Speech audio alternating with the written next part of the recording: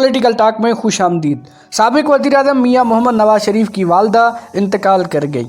میاں نواز شریف اور شہباز شریف کی والدہ بیگم شمیم شریف لندن میں نواز شریف کے ساتھ رہائش پذیر تھیں۔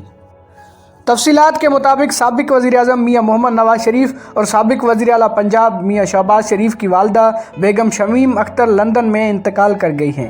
سابق وزیر اعظم میاں محمد نواز شریف کے بیٹے حسین نواز نے تصدیق کی ہے کہ ان کی دادی انتقال کر گئی ہیں۔ آج صبح وہ نماز کے لیے اٹھیں تو ان کی طبیعت خراب ہوئی، جس پر انہیں اسپتال پہنچایا گیا، جہاں وہ اسی بیماری کے باعث انتقال کر گئی۔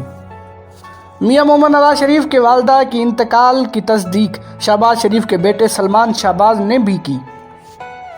بتایا جا رہا ہے کہ بیگم شمیم اختر کی نماز جنازہ لندن میں ادا کی جائے گی، جس کے بعد ان کی میت کو لاہور لایا جائے گا۔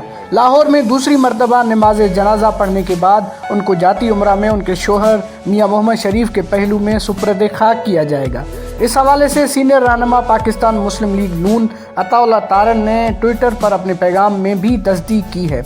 واضح رہے کہ بیگم شمیم اختر فروری میں لندن گئی تھیں، جس کے بعد سے اب تک وہ وہیں مقیم تھیں۔ وہ لندن میں اپنے بیٹے میاں نواز شریف اور پوتے حسین نواز کے ساتھ رہائش پذیر تھیں۔